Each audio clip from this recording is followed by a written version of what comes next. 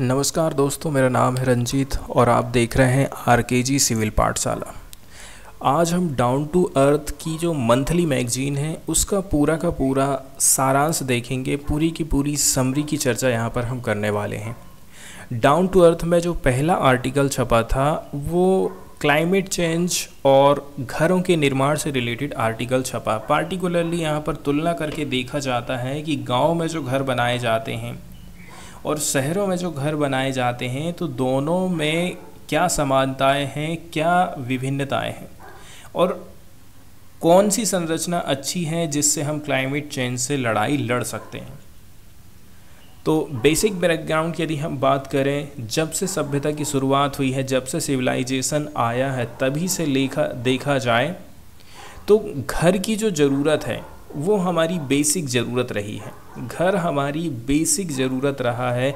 स्वयं का घर हो ये हमारी इच्छा होती है। इसके पीछे एकमात्र कारण ये नहीं है कि हम घर के अंदर सेफ रहेंगे, बल्कि इससे क्या होता है, हमारे अंदर की जो पहचान है, हम इसके मालिक हैं एवं ऐसा लगता है कि अपनापन की फीलिंग हमको आ रही है, इसलिए घर लोग बनाते हैं।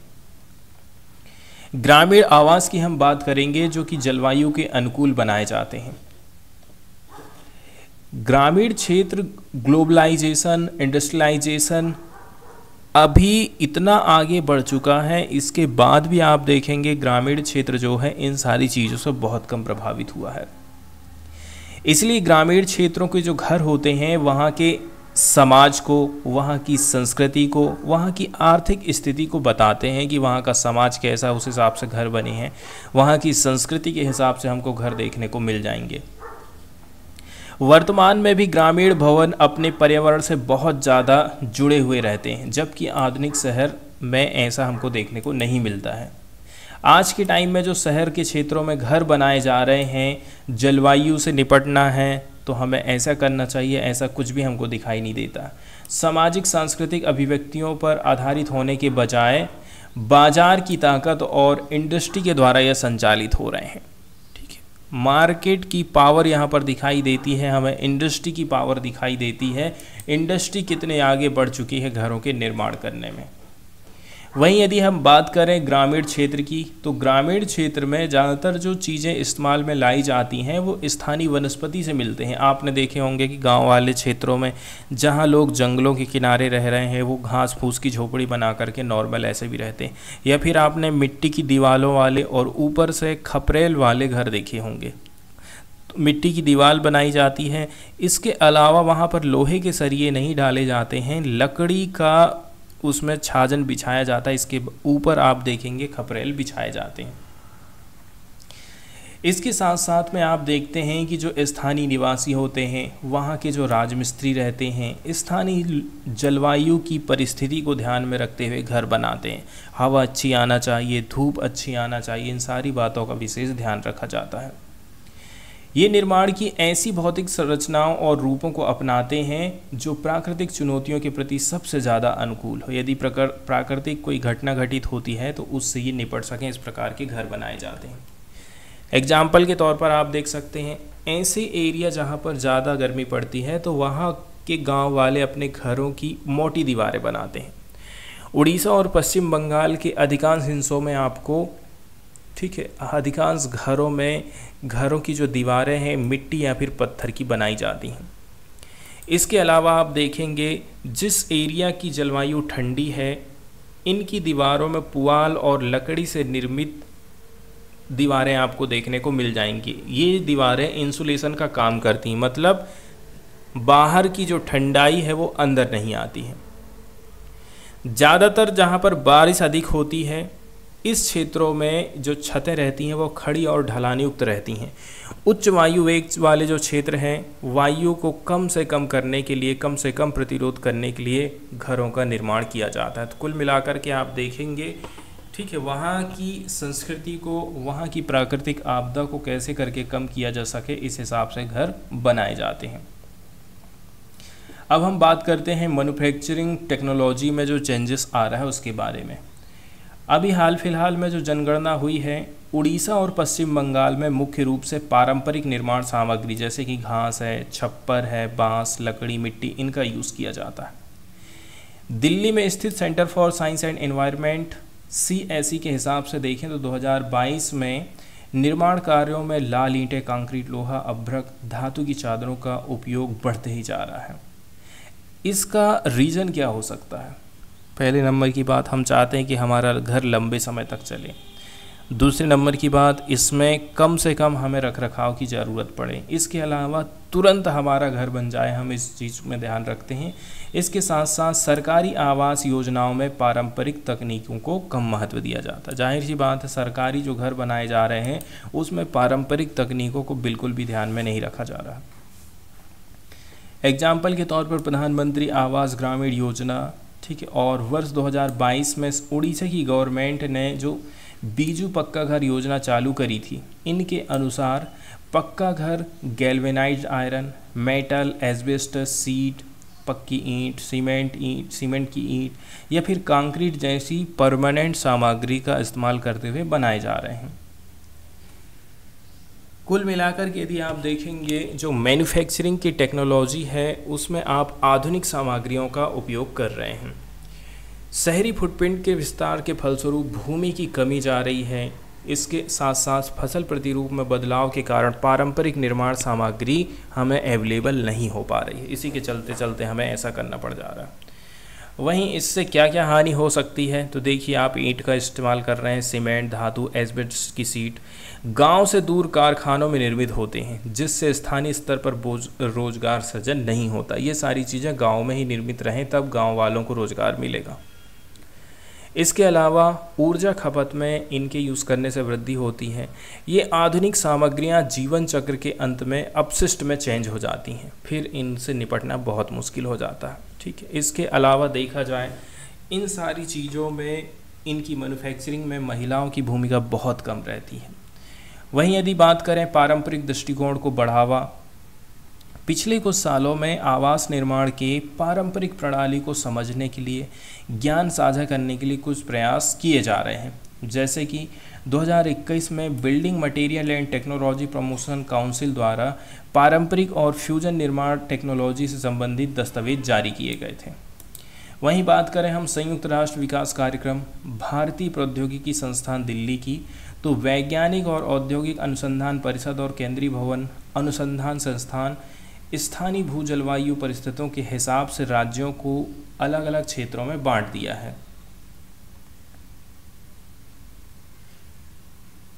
इससे क्या होगा, स्थानीय रूप से अवेलेबल जो इमारती लकड़ी है, बांस है, मृदा के साथ ईंट और कंक्रीट जैसी उपयुक्त निर्माण सामग्री का सुझाव देता है। फ्यूचर की यदि हम बात करें, आगे की राह की बात करें, तो जो प्रदर्शन की परियोजना है, नीतिगत प्रोत्साहन है, इसके साथ साथ में कौशल उन्नयन, कौशल हम किसको बोलते हैं, स्किल को बोलते हैं, इसके साथ साथ में इनोवेशन के एक इकोसिस्टम का पूरक के तौर पर होना जरूरी है। इसके अलावा स्थिरता और स्थायित्व के लाभों को पारंपरिक दृष्टिकोण के साथ जोड़ने वाली एक फ्यूजन प्रणाली के निर्माण पर हमें बल देना पड़ेगा। जलवायु उपयुक्तता और सस्टेनेबल लाभ के लिए सरकारी आवास योजना में फ्यूजन टेक्नोलॉजी का इस्तेमाल हमको करना पड़ेगा। मतलब इसमें क्या काम करेंगे आप, लोकल चीज़ जो अवेलेबल है उसका भी इस्तेमाल करेंगे और मॉडर्न चीज़ों का भी आप इस्तेमाल करेंगे। इसके अलावा जिनमें आप कंक्रीट देखने को नहीं मिल रहा है, गैर कंक्रीट की जो संरचनाएं हैं, इस प्रकार के आवास नीति दस्तावेजों में कच्चा के रूप में इनको वर्गीकृत किया गया है। इसको चेंज किए जाने की ज़रूरत है। परंपरागत तकनीकों को कौशल विकास पारिस्थितिक तंत्र का एक अभिन्न अंग बनाए जाने की भी हमको ज़रूरत है। परंपरागत पुराने ज़माने की जो टेक्निक चली आ रही है, ठीक है, उसको हमें थोड़ा सा और डेवलप करके उसका इस्तेमाल हमें घर निर्माण में करने की ज़रूरत है।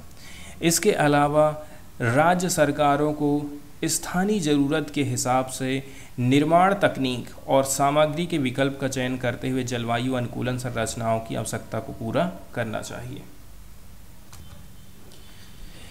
इसके बाद हम बात करने वाले हैं मधुमेह की बीमारी को, ठीक है, जिसको हम डायबिटीज़ बोलते हैं इंग्लिश में।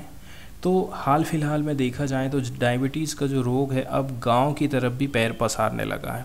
कैसे करके हम इसको कंट्रोल कर सकते हैं और क्या कंडीशन अभी ग्रामीण एरिया की चल रही है, इसके बारे में यहाँ पर हम समझते हैं। लांसेट की एक अध्ययन के हिसाब से देखा जाए तो ग्रामीण भारत के जिन स्थानों पर डायबिटीज़ का प्रसार कम है वहाँ मोटापा और प्री डायबिटीज़ का प्रसार ज़्यादा है। जहाँ पर डायबिटीज़ नहीं है वहाँ पर मोटापा देखने को मिल रहा है, प्री डायबिटीज़ हमको दिखाई दे रहा है। हालिया अध्ययन की बात करें, ये जो अध्ययन है द लैंसेट की रिपोर्ट के हिसाब से देखा जाए डायबिटीज़ की जो महामारी है भारत में संक्रमण के दौर से गुजर रही है, परिवर्तन के दौर से गुजर रही है। कुछ राज्यों में देखा जाए पहले से ही ऑलरेडी ये बढ़ी हुई है, जबकि अन्य राज्यों में अभी ये शुरुआती दौर से गुजर रही है। ठीक है, वहीं यदि हम देखें कितने प्रकार के रोग हैं, कितना उनका परसेंटेज है, जैसे कि मधुमेह की बात करें, चाहे वो हाई ब्लड प्रेशर हो, प्री डायबिटीज़ है, डिसलिपिडेमिया मोटापा है, तो आप देखेंगे 81% जो केसेस हैं वो किसके हैं, डिसलिपिडेमिया के हैं। प्री डायबिटी इसके बाद आ जाते हैं हाई ब्लड प्रेशर के, मोटापा के हैं 28.6%, इसके बाद है प्री डायबिटीज़ के और फिर आ जाते हैं 11% मधुमेह के। यहाँ पर जो वर्ड यूज़ किया गया है डिसलिपिडेमिया, डिसलिपिडेमिया का मतलब होता है रक्त में खराब वसा, चर्बी का जमा हो जाना, जिसको ट्राइग्लिसराइड और कोलेस्ट्रॉल बोलते हैं। यदि वसा की वृद्धि आपके खून में हो जा रही है तो उस बीमारी को हम बोलते हैं डिसलिपिडेमिया। स्टेट वाइज स्थिति को देखें तो अरुणाचल प्रदेश, बिहार, मध्य प्रदेश, मेघालय, छत्तीसगढ़, राजस्थान, सिक्किम और यूपी में मधुमेह है। डायबिटीज़ और प्री डायबिटीज़ का जो अनुपात है 1:2 या फिर उससे कम था। वहीं बात करें चंडीगढ़, गोवा, दिल्ली, केरल, मिजोरम, पुदुचेरी, पंजाब, तमिलनाडु, जहां पर HDI ज़्यादा है, इन सभी राज्यों में मधुमेह और पूर्व मधुमेह का जो अनुपात है वो 1/1 का है। समाधान की यदि हम बात करें तो सबसे पहले तो स्टेट को स्ट्रेटजी बनाना पड़ेगा। भारत के विभिन्न राज्यों में मधुमेह की महामारी अलग अलग चरण से गुजर रही है। ऐसे में राज्यवार विकास योजनाएं हमको तैयार करना पड़ेगा। इसके अलावा हमें जो है बेसिक इंफ्रास्ट्रक्चर के डेवलपमेंट पर जोर देना पड़ेगा। ग्रामीण क्षेत्र में लोग प्री डायबिटीज़ का अत्यधिक सामना कर रहे हैं। इन ग्रामीण क्षेत्रों में मधुमेह वाले लोगों की बढ़ती संख्या और इससे जो जटिलता बढ़ रही है, इसके लिए बेसिक इंफ्रास्ट्रक्चर बहुत कम है। जैसे कि गांव में हॉस्पिटल की कमी है, नर्सों की कमी है, सड़क नहीं है। तो बेहतर स्वास्थ्य सुविधाएं बना करके आप इस चीज़ से निपट सकते हैं। कैसे करके आप पहचान करते हैं और कैसे करके इसका उपचार किया जा सकता है? तो सबसे पहले तो आपको रोग की शीघ्र पहचान करना है, इसके बाद उसका उपचार करना है। मधुमेह और क्षय रोग के बारे में यदि हम बात करें तो भारत में 2 गंभीर महामारी, टाइप 2 मधुमेह जिसको हम मधुमेह मेलिटस बोलते हैं, क्या बोलते हैं, DM बोलते हैं, और इसके बाद TB तपेदिक जिसको बोला जाता है। तो ये 2 बीमारियों से भारत जूझ रहा है। भारत में मधुमेह और TB की क्या स्थिति है? तो भारत में 74.2 मिलियन लोग जो है डायबिटीज़ से पीड़ित हैं। हर साल 2.6 मिलियन TB के रोग नए देखने को मिल जाते हैं। बात करते हैं मधुमेह और TB का क्या कोई रिलेशन हो सकता है, डायबिटीज़ और TB का क्या रिलेशन है? यदि मधुमेह मेलिटस हुआ है आपको, इससे सांस से संबंधित संक्रमण होने का अधिक खतरा रहता है। TB की बारंबारता, गंभीरता में वृद्धि होने की इससे संभावना बढ़ जाती है। इसके अलावा यदि देखा जाए 2012 के एक अध्ययन के हिसाब से तो TB रोग से पीड़ित कुल व्यक्तियों में से 1/4 से जो ज़्यादा लोग थे वो मधुमेह मेलिटस से ग्रसित थे। वहीं यदि हम बात करें TB और डायबिटीज़ से पीड़ित व्यक्तियों के फेफड़ों के निचले हिस्से में कैविटी घाव होने की संभावना ज़्यादा हो जाती है। इसके बाद हम बात करेंगे क्लाइमेट फाइनेंस से रिलेटेड। क्लाइमेट फाइनेंस क्या होता है, जिसको हम जलवायु वित्त बोलते हैं। आज के टाइम में हम देखेंगे कि क्लाइमेट चेंज से हर कोई प्रभावित हो रहा है, हर देश इससे प्रभावित हो रहा है। अब बात आ जाती है कि क्लाइमेट चेंज से यदि निपटना है तो गरीब देशों को कैसे सहायता प्रोवाइड करी जाए। इसके लिए अमीर देशों को जिम्मेदार ठहराया जाना सही है। उन लोगों की ये जिम्मेदारी है कि वो गरीब लोगों को फाइनेंस प्रोवाइड करें ताकि वो जलवायु परिवर्तन से निपट सकें। जलवायु परिवर्तन से जो विनाश होता है उससे सबसे ज़्यादा प्रभावित होते हैं गरीब देश। इनको दूनी मार झेलनी पड़ती है, इसीलिए क्लाइमेट फाइनेंस एक उपयुक्त उपकरण है। जलवायु वित्त हम किसको बोलेंगे? जलवायु वित्त का इस्तेमाल किया जाता है जलवायु परिवर्तन के असर को कम करने के लिए, उसका भुगतान या फिर क्षतिपूर्ति के तौर पर। गरीब देशों के औद्योगिक विकास के लिए भी धन अवेलेबल कराना जलवायु फाइनेंस का एक कहना चाहिए काम है। अब हम बात करते हैं क्लाइमेट जस्टिस की। क्लाइमेट जस्टिस या फिर जिसको हम हिंदी में जलवायु न्याय बोलते हैं। विकासशील देशों को उत्सर्जन में अधिक वृद्धि किए बिना, जो विकासशील देश हैं अब उनको अपना जो एमिशन है, कार्बन का एमिशन है, उसको बढ़ाना नहीं है, बिना बढ़ाए ही अपने आप को आगे बढ़ाना है। इसी के कारण 1992 के UN framework convention on climate change में जलवायु न्याय पर सहमति बनी थी। इसके अंतर्गत क्या क्या चीज़ किया गया है? इसमें वातावरण में एमिशन के लिए जिम्मेदार देशों को उत्सर्जन कम करने की दिशा में कदम उठाना पड़ेगा। जिन्होंने ज़्यादा पॉल्यूशन किया है उन लोगों की जिम्मेदारी है। अब दूसरे नंबर की बात यह है, विश्व के अन्य देशों को भी विकास का अधिकार है, इसलिए उनको सस्टेनेबल डेवलपमेंट के लिए आवश्यक फाइनेंस दीजिए, टेक्नोलॉजी आप प्रोवाइड करिए। इसके बाद यहाँ पर कार्बन बजट का उल्लेख किया जाता है। हमने ये डिसाइड करे थे कि जो पूर्व औद्योगिक प्री इंडस्ट्रियल एरा है, उस टाइम में जो देश दुनिया का टेम्परेचर हुआ करता था उससे 1.5 डिग्री से अधिक गर्म हम नहीं होने देंगे हमारी पृथ्वी को। इसके लिए जो कार्बन बजट निश्चित किया गया था वो अब समाप्त हो गया है। इसके साथ साथ में 2009 में विकासशील देशों को प्रतिवर्ष देने के लिए निर्धारित 100 बिलियन अमेरिकी डॉलर की राशि भी पर्याप्त नहीं है।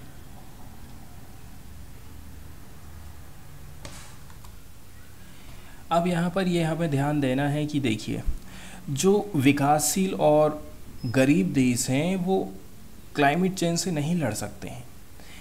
क्लाइमेट फाइनेंस के लिए उपलब्ध जो राशि अवेलेबल है वो उतनी ज़्यादा रियायती नहीं है, ठीक है, उतनी ज़्यादा लोगों को सस्ती नहीं पड़ रही है। इसके अलावा क्लाइमेट फाइनेंस की कोई सर्वसम्मत परिभाषा भी निर्धारित नहीं करी गई है। इसके चलते चलते क्या है, जो उपलब्ध राशि है बही खाते की समस्या का शिकार हो जाती है। मोटे तौर पर देखा जाए तो क्लाइमेट फाइनेंस का 5% हिस्सा ग्रांट के रूप में मिल रहा है और बाकी का हिस्सा ऋण या फिर इक्विटी के रूप में मिल रहा है, तो ये फिर कोई काम का नहीं है। ऐसे में ये उन देशों तक नहीं पहुंचेगी जहां इसकी सबसे ज़्यादा ज़रूरत है। ये निधि वहां जाती है जहां धन अर्जन के ज़्यादा अवसर हैं। इसके अलावा वहां का जो वित्तीय मार्केट है वो स्थिर है, वित्त की लागत वहां कम होती है। एग्जाम्पल के तौर पर यदि हम बात करें, एक सौर संयंत्र स्थापित करना है तो इसके लिए जो वित्त की लागत है, वित्त की लागत मतलब ब्याज दर की हम बात कर रहे हैं, यूरोप में 2 से 5% है, जबकि ब्राज़ील में 12 से 14% है। कुछ और अफ्रीकी देशों में 20% तक हो सकती है। मतलब यदि कोई देश चाहता है कि हम हमारे देश में सौर संयंत्र लगाएंगे तो ये लगभग असंभव हो जाता है। यदि ये धनराशि ऋण के रूप में अफ्रीका चले जाती तो इससे उन देशों पर दोहरा भार पड़ेगा। ऋण लौटाने में चूकने पर इन देशों की क्रेडिट रेटिंग भी खराब हो जाती है। इसके बाद क्लाइमेट चेंज से आर्थिक बोझ बढ़ते जा रहा है।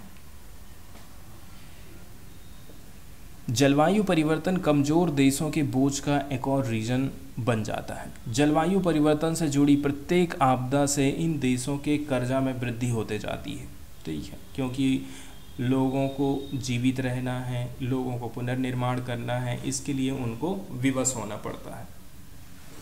इसके साथ साथ में इन देशों की जो रेटिंग है ख़राब है यदि, तो इसका मतलब ये है इनको जो ब्याज मिलेगा वो महंगा मिलेगा।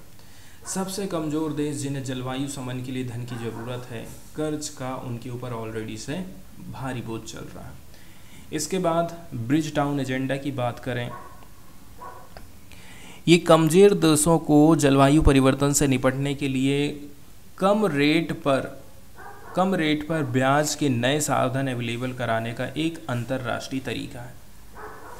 इसका आह्वान किया था बारबाडोस की प्रधानमंत्री मिया मोटली ने। तो ये भी इसका उल्लेख करना ज़्यादा ज़रूरी है, ब्रिज टाउन एजेंडा जिसको कहते हैं।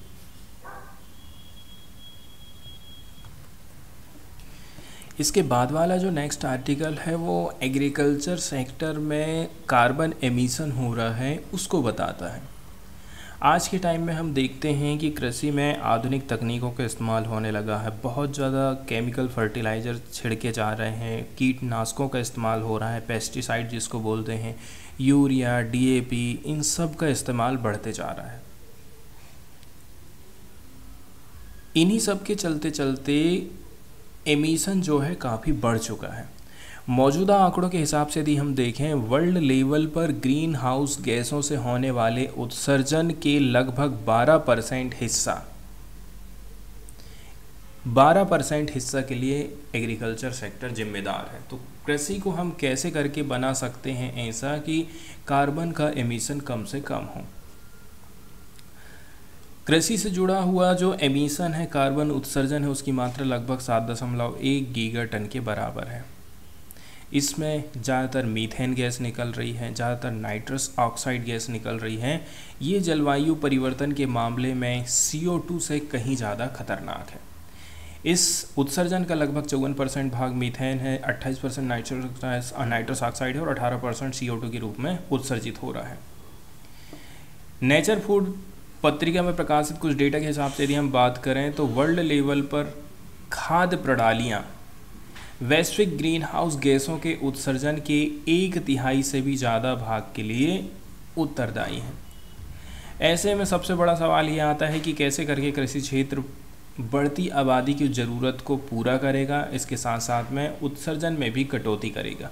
वैज्ञानिकों के हिसाब से यदि देखा जाए तो कृषि से संबंधित ग्रीन हाउस गैसों के एमिशन को यदि जीरो करना है तो इसके लिए नई टेक्नोलॉजी के साथ साथ में इन्वेस्टमेंट, पैसे की भी हमको ज़रूरत पड़ेगी।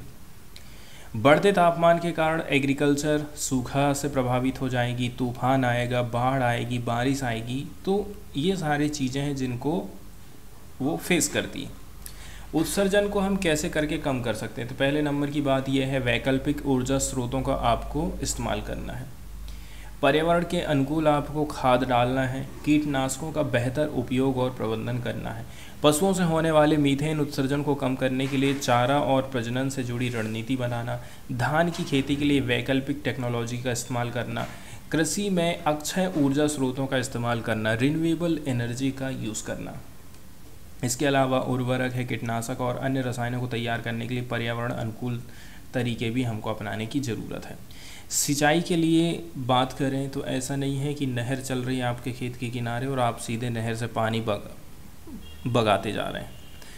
इसके लिए हमें क्या करना है, हमें जल संसाधन पर जो दबाव बढ़ रहा है उसको कम करना है, ऊर्जा के उपयोग को कम करना है। इस सिंचाई के लिए आपको स्मार्ट और सस्टेनेबल मेथड का इस्तेमाल करना है। धान की खेती से होने वाले मीथेन उत्सर्जन को कम करने में इससे सहायता मिलेगी। निष्कर्ष की यदि हम बात करें तो अध्ययन से ये पता चलता है कि तकनीकों का यदि आप उचित इस्तेमाल करते हैं तो कृषि क्षेत्र से होने वाले ग्रीन हाउस गैसों के उत्सर्जन को 45% तक कम करने में मदद मिल सकती है। इसके बाद हम बात करेंगे नैनो यूरिया के बारे में, जिसको नैनो उर्वरक बोलते हैं। रूस यूक्रेन युद्ध के कारण यदि देखा जाए तो उर्वरकों की जो कीमत है वो लगातार बढ़ते ही जा रही है। भारत का इंपोर्ट बिल इससे बढ़ते जा रहा है। इसके साथ साथ में आप देखेंगे खाद का अनुचित उपयोग किया जाता है किसानों के द्वारा। इसने उपज की लागत बढ़ाने के साथ साथ में पर्यावरण से संबंधित समस्या भी पैदा कर दी है। खेतों में खाद की मात्रा बढ़ती जा रही है लेकिन प्रोडक्शन उतना का उतना ही होता है।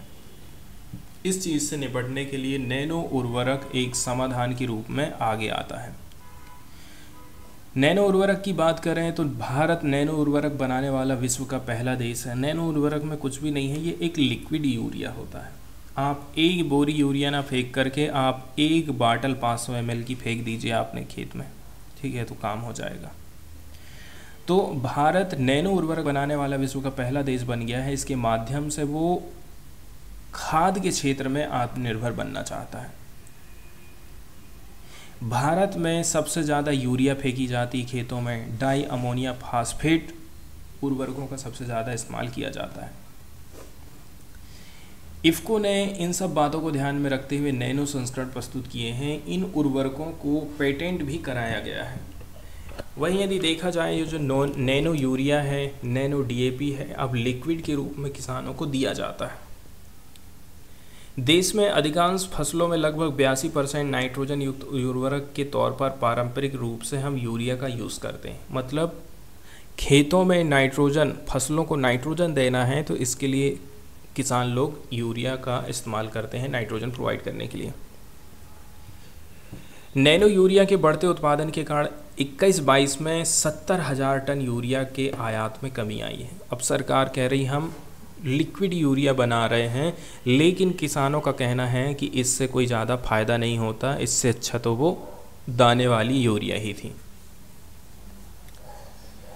नैनो यूरिया और नैनो डीएपी के लाभ के बारे में बात करें तो पर्यावरण को कम नुकसान होता है, मिट्टी का हेल्थ अच्छा बना रहता है, किसानों की इनकम अच्छी रहेगी। इसके साथ साथ में आप जो दाने वाली यूरिया है, पारंपरिक यूरिया है, उसका कम से कम यूज़ करते हैं। इसके अलावा प्रोडक्शन में काफ़ी अच्छी वृद्धि होती है। किसान लोग लेकिन इस बात से सहमत नहीं हैं। उनके हिसाब से उपज में कमी आने के साथ लागत बढ़ गई है। स्प्रे के लिए प्रति टंकी 40 रुपये खर्चा करना पड़ जा रहा है। पारंपरिक यूरिया से ये महंगा पड़ जा रहा है। कुछ किसान लोगों के हिसाब से देखा जाए नैनो यूरिया के प्रयोग से उपज में कोई फर्क ही नहीं पड़ा है, लेकिन खड़ी फसल में यूरिया उपयोग में 50% की कमी आई है। नैनो यूरिया के बारे में निश्चित रूप से हम ये नहीं बता सकते हैं कि ये फसल में कहाँ और कितना फ़ायदा पहुँचाता है। इसके यूज़ से संबंधित बातें सबसे महत्वपूर्ण ये हैं कि इसे किस चरण पर प्रयोग किया गया है, तभी ये फ़ायदा करेगा। ठीक है, कब आप इस्तेमाल करते हैं इसको? जब फसल में पत्ते आ जाते हैं। मतलब फसल छोटी है तो आपको छिड़कने का कोई फ़ायदा ही नहीं है, इसलिए जब तक पत्ते नहीं आएंगे तब तक आप इसको यूज़ नहीं कर सकते हैं। उर्वरक को मंजूरी देने के लिए आवश्यक प्रावधान की यदि हम बात करें तो किसी भी नए खाद को मंजूरी देने के लिए भारतीय कृषि अनुसंधान परिषद के पास कम से कम 3 फसली सीजन का आंकड़ा होना चाहिए कि ये 3 फसली सीजन में फ़ायदा कर रही है, इसलिए हम कहते हैं कि किसानों को इसका इस्तेमाल करिए। नैनो यूरिया परीक्षण के सार्वजनिक डेटा के हिसाब से देखा जाए तो अनुसंधान है, इसके अलावा कृषि क्षेत्र के परीक्षण के लिए 4 सीजन में 13 फसलों का 43 स्थानों पर, जिसको ऑन स्टेशन बोलते हैं, 94 फसलों का 21 राज्यों के खेतों में परीक्षण किया गया था। हालांकि किसी भी एक फसल का 3 सीजन का आंकड़ा यहाँ पर नहीं प्रस्तुत किया गया है। 2021 में जब सरकार ने नैनो यूरिया को अनुमति दिया था तब बहुत कम फसलों पर इसके ट्रायल का डेटा अवेलेबल था। वहीं यदि हम संसदीय समिति की रिपोर्ट को देखें तो डिपार्टमेंट ऑफ बायोटेक्नोलॉजी के दिशा निर्देशों के आधार पर नैनो यूरिया का जैव सुरक्षा और विषाक्तता परीक्षण किया गया था। ये दिशा निर्देश organisation for economic cooperation and development ने तैयार किया था, जो कि वर्ल्ड लेवल पर मान्य है। तो जहरीला तो नहीं है, ये सब चीज़ें ऑलरेडी से इसकी जांच पड़ताल की जा चुकी हैं। इस रिपोर्ट में कहा गया है कि नैनो यूरिया पूरी तरह से मानव, पशु पक्षी, राइजोस्फीयर ऑर्गेनिज्म, मतलब पौधे की जड़ का हिस्सा और सूक्ष्म जीव, इसको कोई नुकसान नहीं पहुंचेगा। क्लिनिकल ट्रायल में चरण 1 से लेकर के चरण 3 तक जो भी उत्पाद चरण 3 में सफल नहीं होता है उसे बेहतर उत्पाद नहीं माना जाता। मतलब तीसरे स्टेज में इसको सफल होना जरूरी रहता है। इसके बाद हम बात करने वाले हैं दीमक के बारे में, जो कि मीथेन का प्रबल उत्सर्जक माना जाता है। मतलब बहुत ज़्यादा ये मीथेन को छोड़ता है। उष्णकटिबंधीय वन की बात करें, चाहे वो घास के मैदान हों, गर्म, आर्द्र और वनीय क्षेत्रों में 2 से 5 मीटर ऊंचे मिट्टी, पानी और दीमकों की लार से बने हुए भुरभुरे टीले हमको देखने को मिल जाते हैं। गांव में खेतों की तरफ कभी आप जाएंगे तो आपको टीले देखने को मिलते हैं। ये CO2 से भी अधिक शक्तिशाली ग्रीन हाउस गैस मीथेन उत्सर्जित करते हैं। ये जो टीले आपको दिखाई दे रहे हैं ये CO2 से भी ज़्यादा हानिकारक गैस मीथेन का उत्सर्जन करते हैं। मीथेन उत्सर्जक के रूप में इनको जाना जा रहा है। तो दीमक को मीथेन के प्राकृतिक स्रोत जैसे कि दलदली क्षेत्र है वहाँ से मीथेन गैस निकलती है, जंगली जानवर लोग निकालते हैं मीथेन गैस को, पशुधन और ज्वालामुखी जैसे कि भूवैज्ञानिक विशेषताओं के रूप में इसको हम गिनते हैं। ये वर्ल्ड लेवल पर 1 से लेकर के 3% मीथेन गैस का उत्सर्जन करते हैं। इनका लगाव पौधों से रहता है, लकड़ी से रहता है। इसके कारण दीमक कृषि, वन और निर्माण कार्यों को प्रभावित करते हैं। वर्ल्ड लेवल पर पहचानी गई 3000 दीमक प्रजातियों में से केवल 10 से 15% को ही कीट के रूप में वर्गीकृत किया गया है। इनका काम क्या है? जैसे कि ये मृत, मरे हुए, सड़े गले पेड़ पौधों को, जानवरों को, इनमें मौजूदा जो पोषक तत्व रहता है उनको खाते हैं और उनको रिसाइकलिंग करने का काम करते हैं। दीमक की आंत में एक सूक्ष्म जीव रहता है जिसको मीथेनोजोनिक सूक्ष्म जीव बोलते हैं। तो मीथेनोजेनिक सूक्ष्म जीव भोजन में उपस्थित सेलुलोज को तोड़ करके मीथेन का ये उत्सर्जन करने का काम करते हैं। उत्सर्जन की मात्रा दीमक की आंत में मीथेन उत्सर्जित करने वाले बैक्टीरिया और टीले में मीथेन अवशोषित करने वाले बैक्टीरिया के मध्य संतुलन पर निर्भर करती है। ये कितना छोड़ रहा है और वो टीला कितना सोख ले रहा है, इस पर मीथेन का उत्सर्जन डिपेंड करता है। वर्ल्ड लेवल पर मीथेन के एमिशन में दीमकों के योगदान को पहली बार 1932 में उजागर किया गया था। दूसरी नंबर की बात यह है, उत्सर्जन के अनुमान में अनिश्चितता के क्या कारण हो सकते हैं। तो दीमक की 3000 ज्ञात प्रजातियों में से केवल 5% का ही हमको डेटा अवेलेबल है। उत्सर्जन की कैलकुलेशन के लिए आवश्यक दीमक बायोमास वैश्विक स्तर पर सभी टीलों में सभी दीमकों का द्रव्यमान का अनुमान एक आक्रामक प्रक्रिया है जिसमें टीले को नष्ट करना और मैनुअल रूप से कीड़ों की गिनती करना शामिल है। मतलब यदि हम उत्सर्जन की गणना करेंगे तो इसको हमें क्या करना पड़ेगा? टीलों को नष्ट करना पड़ेगा, इसके अलावा कीड़ों को हमें कैलकुलेट करना पड़ेगा। इसके साथ साथ में टीलों की मीथेन ग्रहण करने की जो सीमित जानकारी अभी तक अवेलेबल है, इससे भी हम बहुत पीछे रह जाते हैं। इसके अलावा उत्सर्जन के कैलकुलेशन में क्या काम किया जाता है, अलग अलग टीलों से निकलने वाले उत्सर्जन की जांच करी जाती है। इसके अलावा जो दीमक टीला में नहीं रह रहा है वो यदि उत्सर्जन कर रहा है तो उसको शामिल नहीं किया जा रहा है। दिक्कत यहाँ पर ये आ जाती है। तो उत्सर्जन की जो मात्रा है उसमें हमको डिफरेंस देखने को मिल जाता है। जैसे कि भोजन का प्रकार कैसा है दीमकों का। लकड़ी खाने वाले दीमक मिट्टी खाने वाले और फफूंद पर पलने वाली प्रजातियों की तुलना में कम मीथेन छोड़ते हैं। लकड़ी जो खाते हैं वो कम मीथेन छोड़ते हैं, क्योंकि लकड़ी खाने वाले दीमकों में ऐसे सूक्ष्म जीव होते हैं जो मुख्य रूप से एसीटेट छोड़ते हैं, मीथेन नहीं छोड़ते हैं। इसके बाद इनकी पेट के अंदर की क्या प्रोसेस है, चयापचय प्रक्रिया जिसको बोलते हैं, मेटाबॉलिज्म जिसको इंग्लिश में बोला जाता है। इनकी आंत में माइक्रोबियल सामग्री रहती है, किसी में कम है, किसी में ज़्यादा है, किसी में अलग है, ये भी एक रीज़न हो सकता है। इसके बाद अगला रीज़न रहता है कि मिट्टी का टेम्परेचर कितना है, नमी कितनी है, जैसे ये बाहरी प्रभावकारी रीज़न भी हो सकते हैं। ज़्यादा टेम्परेचर है मतलब इनका जो डाइजेशन है अच्छा रहेगा। अधिक नमी का स्तर वनस्पति विकास और दीमकों के बीच भोजन की खपत को बढ़ा देता है। मीथेन का उपभोग करने वाले सूक्ष्मजीव 20 से लेकर के 80% गैस को कम कर देते हैं। ओडोंटोटर्मिस ओबेसस भारत में दीमक की सबसे आम प्रजाति है। तो यहाँ पर बताया गया है कि जो मीथेन का उपभोग करने वाले सूक्ष्मजीव हैं 20 से 80% गैस को कम कर देते हैं।